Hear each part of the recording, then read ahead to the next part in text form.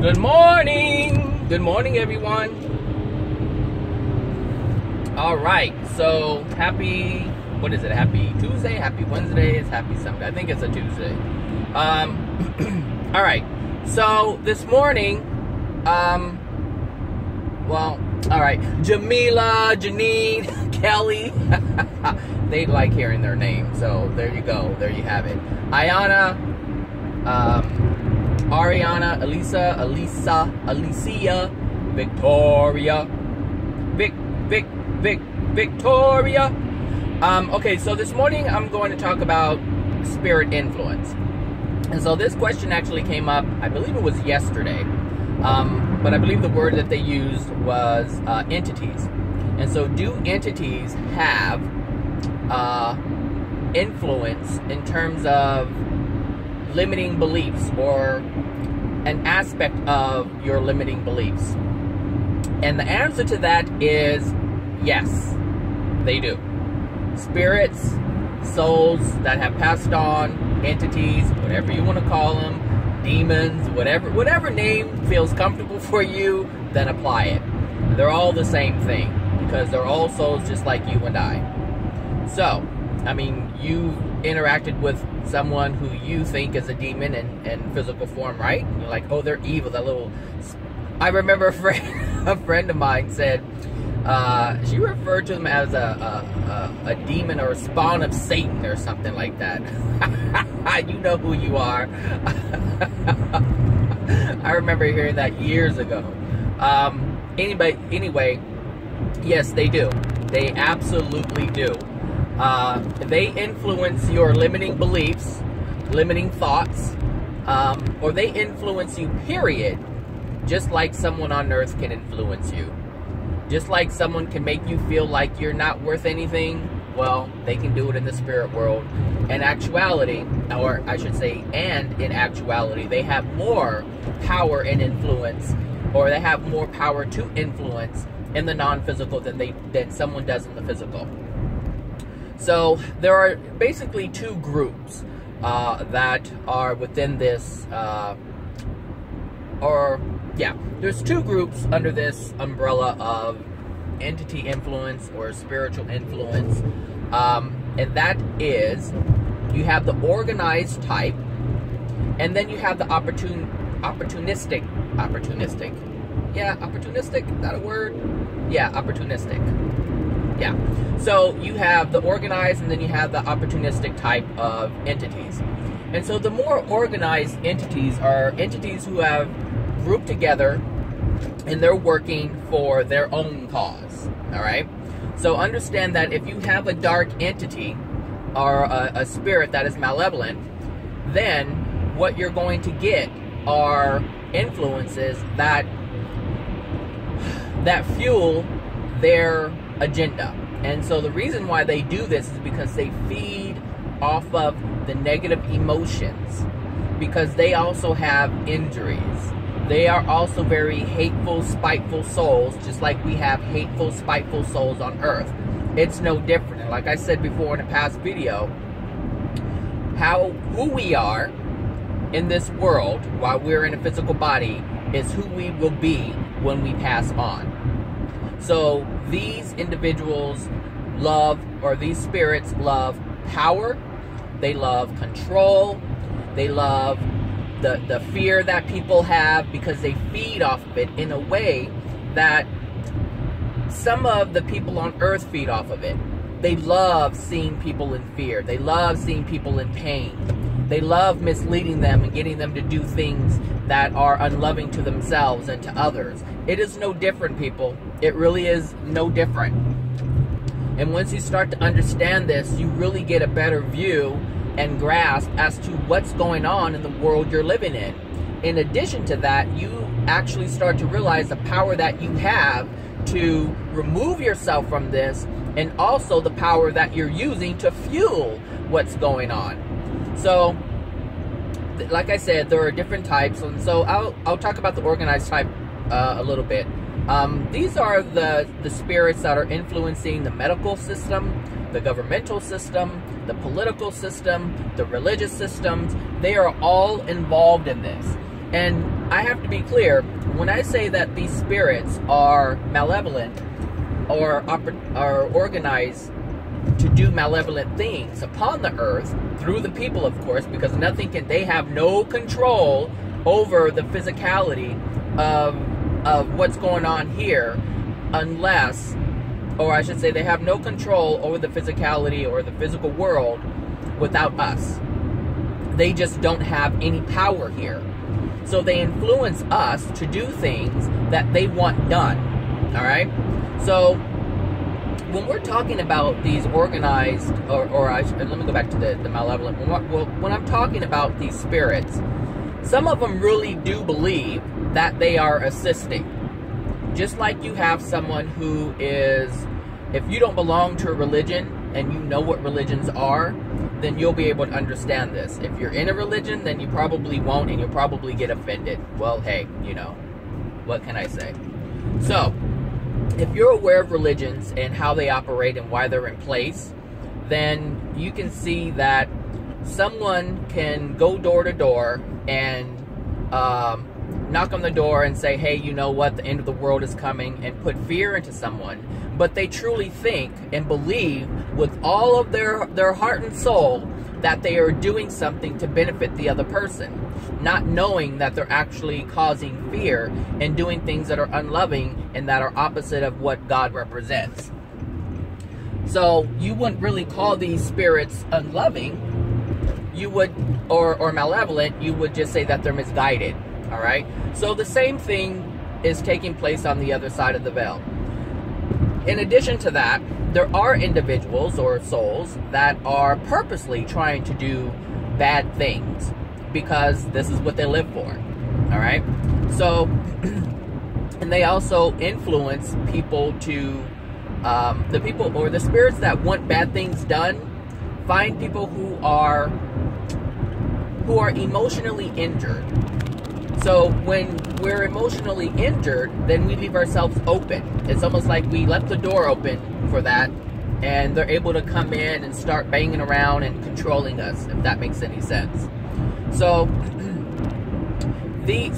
with the organized type, these are like I said, these are the souls who have grouped together to control things on a larger scale. They have a larger plan. And so you would see this in like the United Nations. And so if you look at the top 5 security councils, all of those who are part of the Security Council are the major weapons manufacturers. And so as you can see, what is supposed to be the United Nations, which is supposed to be an entity to basically, or a government, I don't know if it's governmental, what is it called? I guess a governmental agency or entity or world entity or agency, a world agency that is really supposed to be there to, or for the betterment of the world, right? All the nations united. But those who control the United Nations are about war or about destruction. And so as you can see, there are organized spirits that are fueling this. You know, people wouldn't do half the things that they do that are considered bad or negative if these spirits weren't around. We just wouldn't. We wouldn't have the influence for this stuff.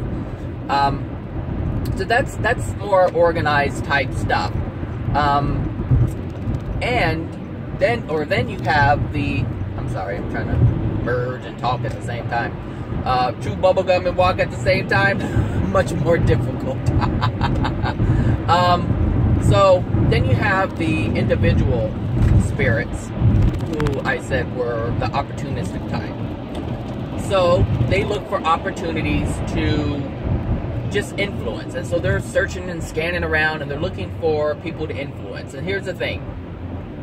When we have fears, it's almost like they can smell it. Now, they can also see it. They can also see what our emotional injuries are. They're scanning people, and they're like, oh, that person right there.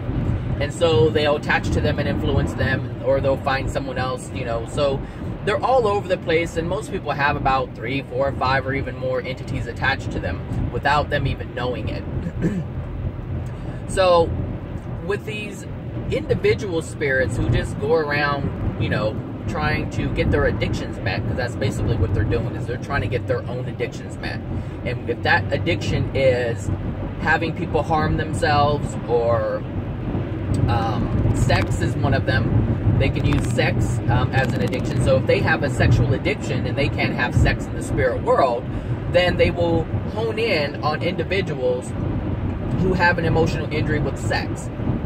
And so they'll tap into them and they'll move them to do things that they usually wouldn't do on their own. Let's quote in here. So it's like they will. I mean, how would I explain this one?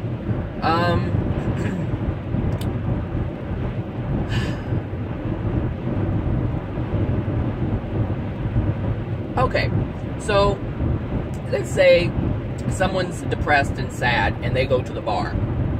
And they walk into this bar and they're having themselves a drink, but that's the only reason why people drink. Really. And I don't care what you say about, oh, you just do it to take the edge off. Well, what edge are you talking about? Because if there's an edge, there's something that you're trying to get away from. It's that edge. So people are always drinking for a reason. I do not buy this whole idea like, oh, we just do it to have fun. No, that is not true. That may be something you're telling yourself, but it's not true. Especially when you have to take the edge off every night with a glass of wine. You better get it right. Anyway, let's say this person goes to the bar, right? And, you know, they're feeling a little whatever, and they have their drink. So someone else who is at the bar is there, and then you have this opportunity where this spirit sees an opportunity where this person is sad. And so they have an ability to link into someone and get them to comfort them.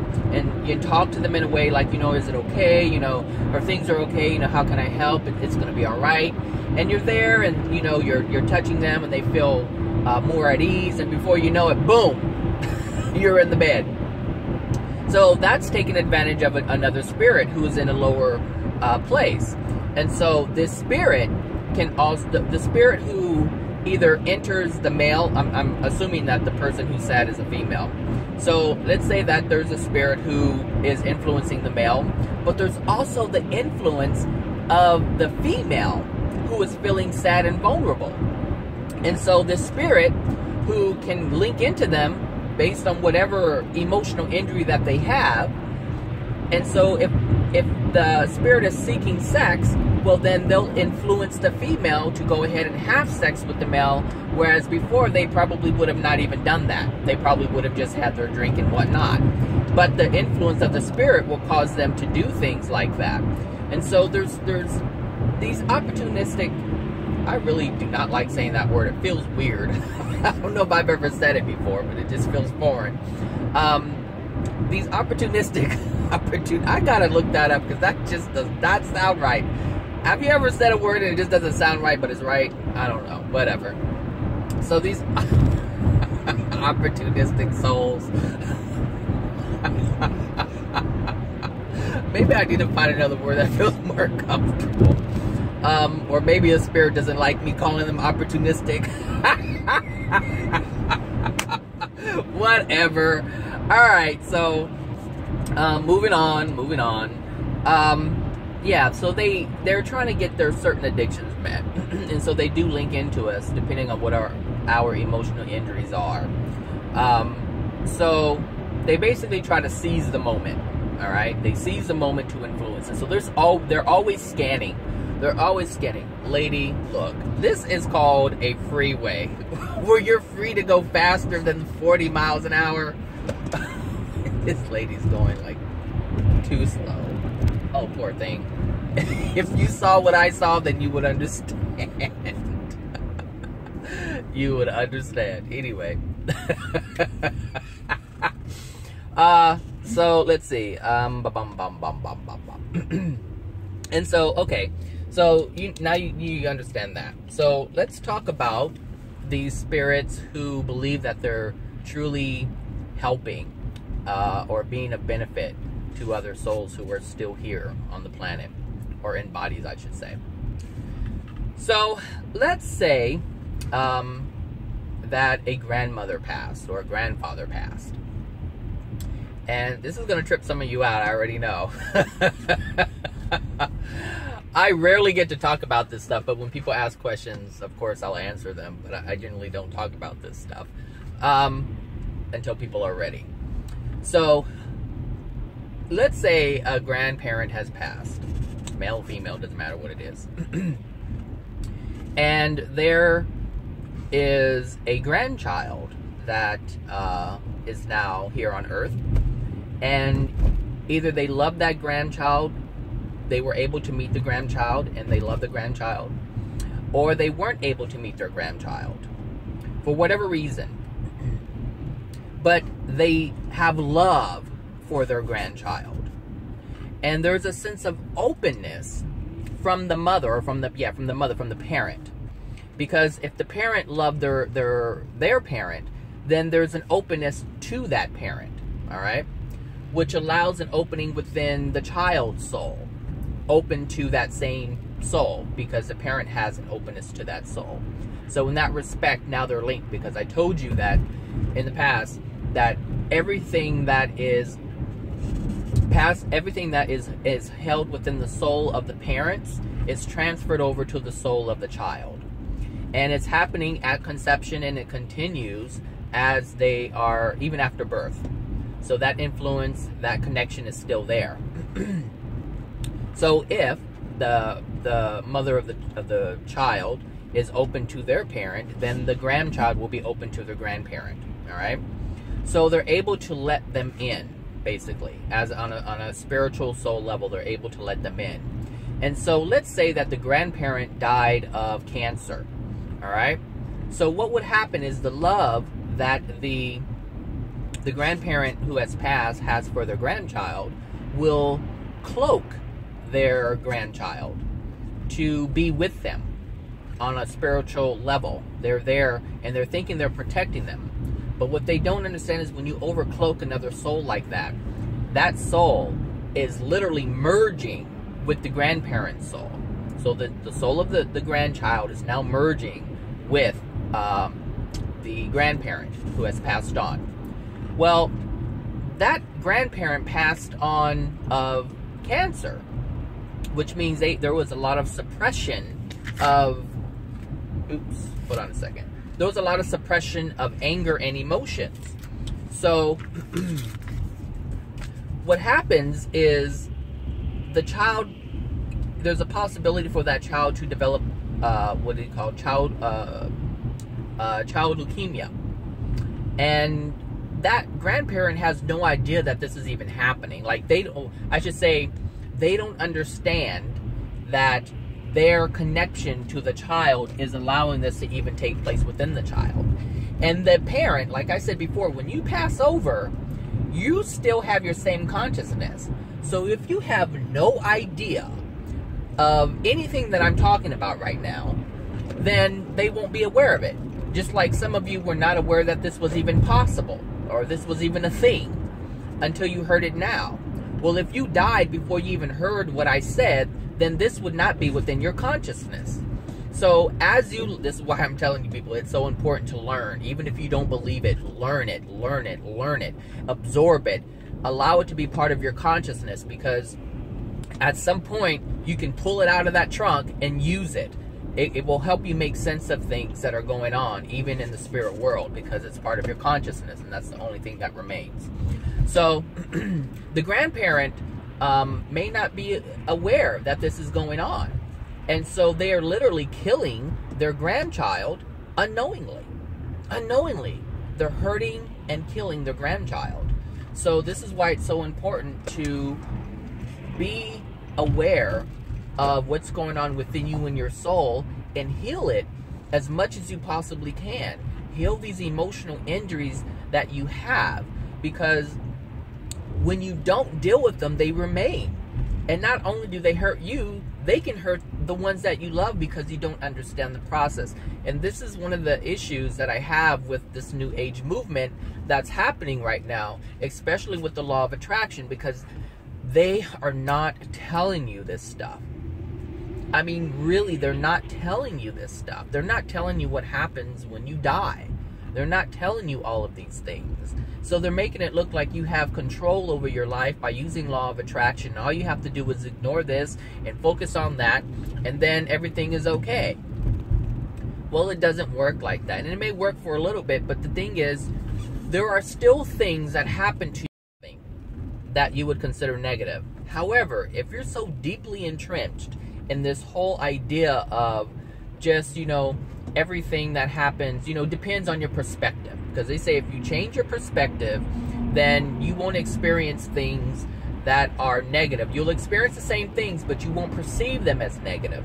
And this is true. We can live like this, where we don't perceive things as negative, therefore we don't create from that place. That is very true.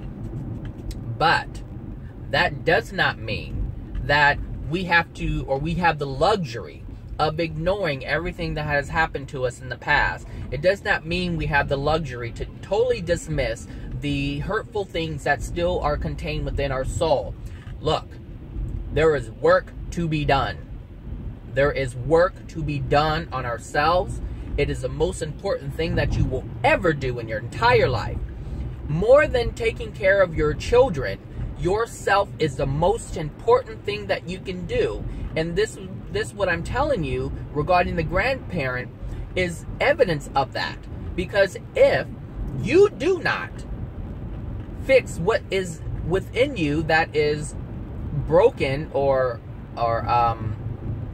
damaged, I should say, then that means when you get into the spirit world, you can hurt the ones you love. The ones you truly care about, you can hurt. And so this is what I'm talking about. Like, oh my goodness. It's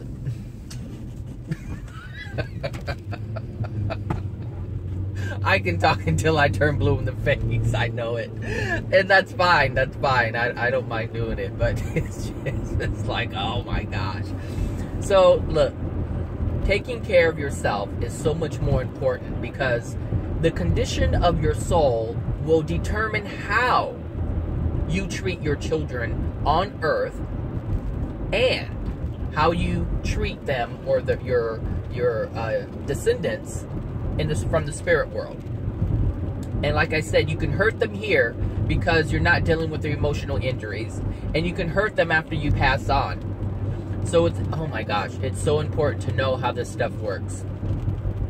Alright, what else can I talk about? So, spirits are able... Okay, so let me say this, because I don't know if I've ever said it, but when we are born, like when we have... oh, you're seeing the raindrops. Raindrops keep falling. Traffic's really bad right now. When we are conceived, or before we are conceived, I should say, we are automatically assigned a guide. We are automatically assigned a guide to be with us through the duration of our entire physical incarnation. And the reason why is because they're here, or they're there on the other side of the veil to see things, because they can see things that we can't. So obviously, we can't see the future in our physical form. Some people can, because they're connected to more, all right? But for the most part, the average individual is not connected to the spirit world like that, and they don't have access to timelines. They don't have access to see what's coming, because time is simultaneous. It does not exist. So they're able to see a lot of potentials all at the same time before they happen. So these guides are here with us from, like I said, from the very beginning. And just as they're able to drop a thought into your mind, a spirit that is malevolent, that is connected to you, an entity that is attached to you, is also able to drop a thought into your mind. And so these guides that we have are assigned by God, and they are here to help us. How should I say this? Let's say, they're here to ensure the longevity of our life. That's what they're here for. So, to protect us, right? That's what they're here to do, is protect us. And they can only suggest. They don't really, I should say, they don't really overpower or take over or anything like that. But they do whatever they can with respect to our choice for, or our free will. So, they, like I said, so let me just say this, that these guides have access to,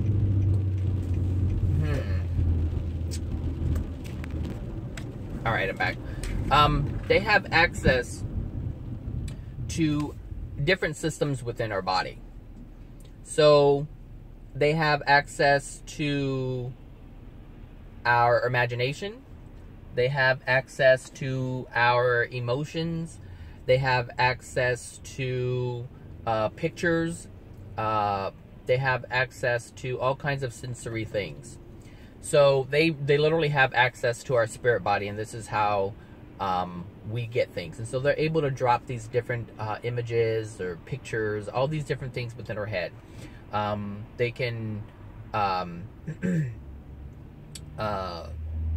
they can let you know if something is right or wrong. And here's the thing, because you know, we have this thing of the higher self, and I don't even know if I should get into that.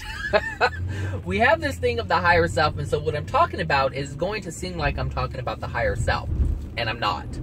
I'm not talking about the higher self.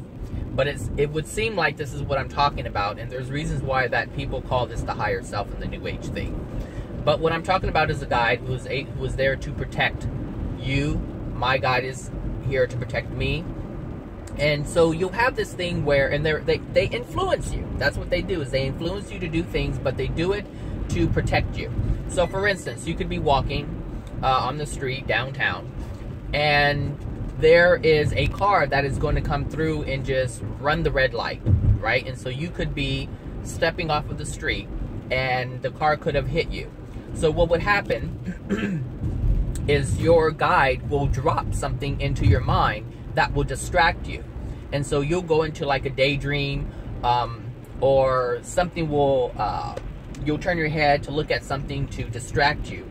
And so when the light turns green, you won't see it. And that's because you're distracted, and that's the whole point. And so what will happen is you may hear an accident, like, boom, and then you're like, oh my gosh. And then you're telling this story to your friends, like, I was right there on the corner, and, you know, something happened, like, I was just, like, thinking of doing something else, and all of a sudden, this accident just happened. And I would have been in it had I not just, you know, stayed on the corner. And then you'll say it was by the grace of God, and all these other different things that you'll come up with.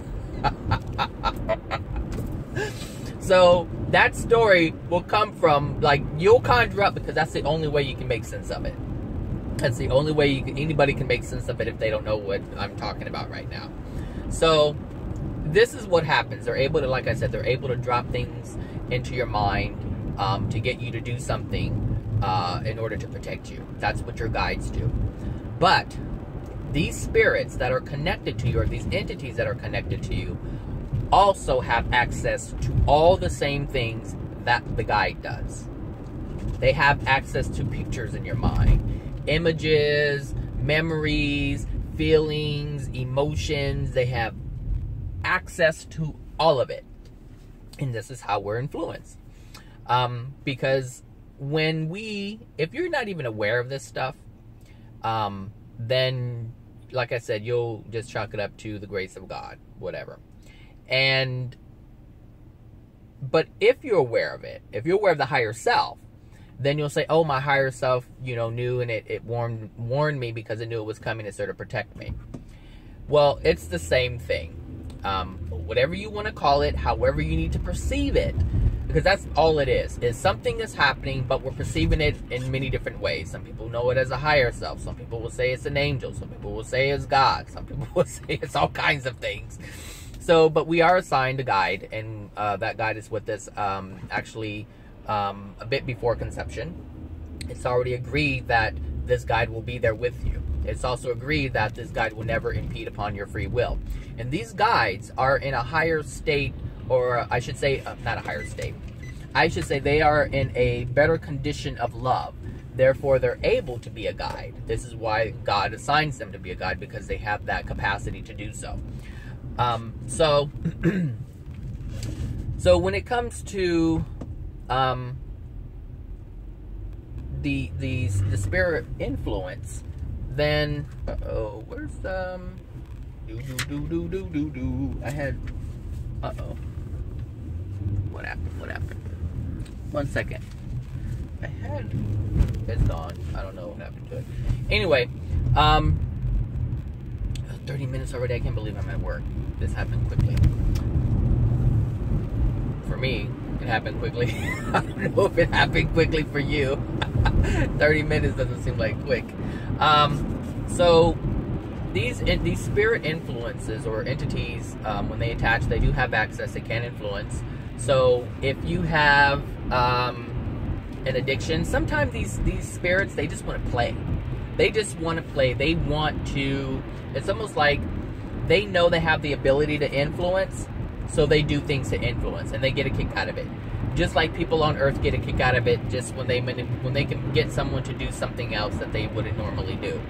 It's manipulation, and people who manipulate get a kick out of it because they can control them, and it's no different on the spirit or in the spirit world.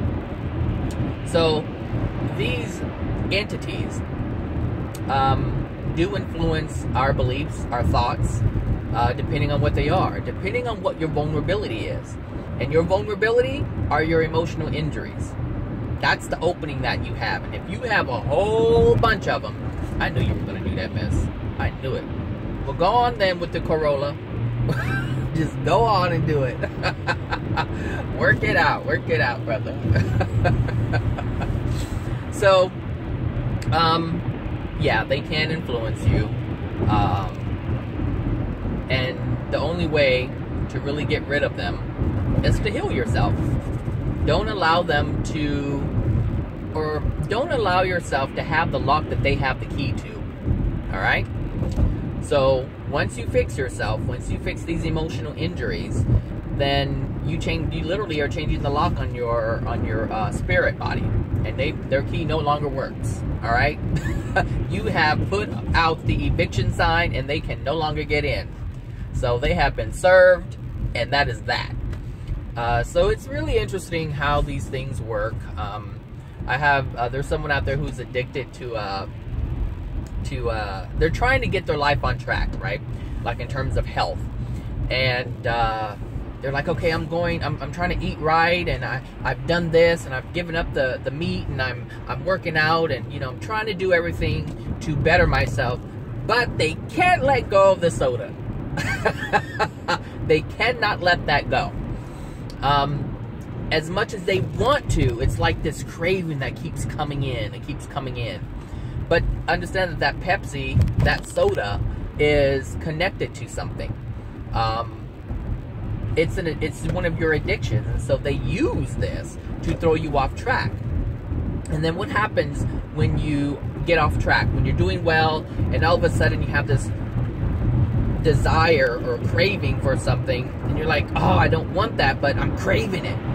Well, when the craving is so strong and you give into it, then you feel some kind of way. You feel some kind of way, like, oh, I'm weak, or I can't do it, I'm not strong enough, I need help. And so you get into a lower vibrational state because of this. This happens with all kinds of stuff. So it's this whole spirit thing is really interesting. But once you get a hold of it, if you understand what your true desires are, and what you really want to do, right? Then you will know when something is coming in that is not of you. You know it's coming from somewhere else. You're like, nope. There's no reason for this person to pop in my mind, but yet they pop in your mind. And how they influence you is, one, if you're in a vulnerable state. If you're in a vulnerable state, then it's very easy to have spirit influence, because you're just at a place where you're not strong and alert. However, even if you're in a relaxed state and you're kind of not conscious of things, because we do things every day, and we do them subconsciously. It's like we don't really think about what we're doing, we're just doing it. When we're not alert like that, then these things pop in our mind. If you really think about when you have these ideas about things, it's when you're just doing some mundane task, washing dishes or folding clothes, or maybe you're watching TV and these thoughts come in. Well, when you're watching TV, you are hypnotized. You are in a trance. So as you're in a trance, you're really not conscious. So you're in a different state where you're highly susceptible. And so at this moment, you are able to be influenced by entities, by spirits. And you can watch TV and then all of a sudden you get this thought. It comes in. And you're like, where did that come from? And maybe it could be about someone that you hate. And then these feelings start coming up. And before you know it, you're just on a path that is not in a good place. So it happens all the time, more often than people realize. And if you have, like, sometimes people can't shake these thoughts. They just can't get rid of them. And they're like, why do they keep coming back? I don't want to deal with this stuff. Well, some things you do need to deal with, and this is the tricky part about all of this. Some of the things are being brought up so that you can deal with it, and some of them are being brought in to get you to have a negative feeling. But it's not about, and this is where the perception thing comes in, and being conscious and getting a hold of how you perceive things. So when you perceive things that are happening, you can perceive it in a negative way, or just perceive it as this is what it is and it's something that I need to work on. Because if anything is being, even if an entity is bringing these thoughts to you and they're negative, or what you would perceive as a negative, understand that it's still something within you that needs addressing. Even though a spirit or an entity is presenting it to you, it's still inside you for them to even contact you, to even put more stuff into you. So it's not something that you should just dismiss and say that, oh, it's a spirit or it's an entity. No, no. And everything that I ever say, always have accountability. Always have some type of self-accountability, because it's your responsibility to yourself to take care of these things. So just like I said, just because, you know, there may be a spirit influencing you does not mean that it's not you. You still are the cause. There's something within you that is allowing the entity to attach to you, and that is what you need to work on. So it's not about blame. Just like if someone hits you in the face, it's not about blaming the other person. No, that's not what it is. All right, I'm back. I'm sorry I cut off like that, but I'm on my way home now, so I can kind of finish what I was saying.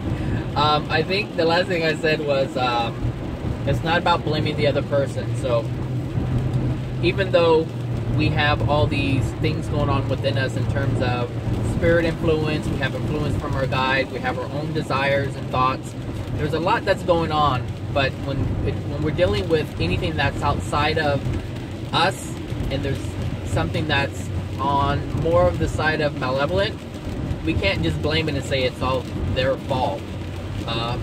Because there is something that resides within us that even allows all this to even take place.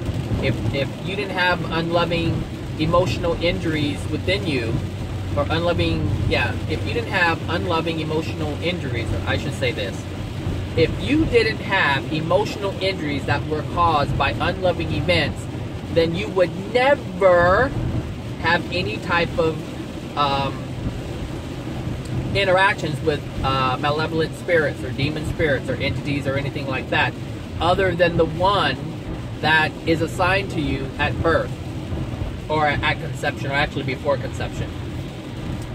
Something else I wanted to talk about, I don't think I talked about it too much, but when I mentioned that the spirits are able to talk to you, here's the thing. So you are a soul first. That is what God has created. The soul has created a spirit body and also manifested a physical body. The spirit body can see the spirits that dwell on the other side of the veil. So there is a part of you that can actually see the spirits and talk to them and hear them. And so there's this interaction, and so what can happen is let's say there's a malevolent spirit. That spirit can basically talk. You are in a 10-minute slowdown on I-210 West. Well, thank you. You are still on the fastest route. Well, thank you. I appreciate that. So, oh, she made me. I can't blame it on her. I'm always losing my train of thought. Anyway, a spirit from the other side of the veil can actually speak into your spirit body ear, and you would actually get a voice in your head. So for the people who are able to hear voices, some of them are schizophrenic and they don't know that they have this ability or capability. And so they're connected in a way that most people aren't. So they're able to actually hear these spirits when they speak to them. So anytime you have someone who is schizophrenic and they say they're hearing voices, that entity or those entities, because some of them have many of them, are actually speaking into the ear of the spirit body. And the spirit body is connected to your physical body and then interprets what it's saying and you hear it. So that's what's happening. That's why it's not talking to your physical ear, though when people hear things, they hear it in their head. But it's the spirit body that is decoding what is being said, or the vibration or the frequency from that spirit, and interpreting it and then sending it to you, and your brain is recognizing it as a voice. And that's basically what's happening. And it's the same thing for people who can see spirits. So there are some people who can tune in to seeing these spirits. And so the thing is, if you know about your pineal gland is connected to, how would I describe the pineal gland being connected? Okay, so when you dream, or what you call dreaming, the connection that the physical body has to the other side of the veil, in terms of the connection, is with the pineal gland. So yes, you have the spirit body, but you also have the pineal gland. But the pineal gland is like that connection between the two. And so it allows, this is like an antenna, if you will, that allows you to go out and do things, and you remember it. And the reason why you're doing it is because of the pineal gland, which is why there is such an effort to calcify this thing. If you look up pineal calcification, then you'll know what I'm talking about, and why every single thing that is involved in our physical world is designed or can potentially calcify the pineal gland. And you have to go to great lengths to either keep it pristine or decalcify it. So anyway, that's a different story. But what I'm saying is, when you have someone who is able to see or hear these entities that are on the other side of the veil, the demons, or whatever you want to call it, they're able to see it, and usually what's happening is it's happening through the spirit body. And so sometimes people will see different faces, different energetic faces. Well, these demons or entities have the ability to change because they don't have a physical body like we do. So we can't just change our physical appearance like that. However, with an energetic, with the spirit body, you're able to change your form and project a scary face or entity or whatever you want to call it. So that is what's going on with that. And yeah, I think that's it. I think I covered as much as I wanted to cover. Let me see, spirit influence. Yeah, I think that's it. Anyway, yeah, that's it. So I'm sorry I cut off earlier, but It just did. So have a wonderful rest of the week, and I will talk to you guys soon. Bye now. You are loved.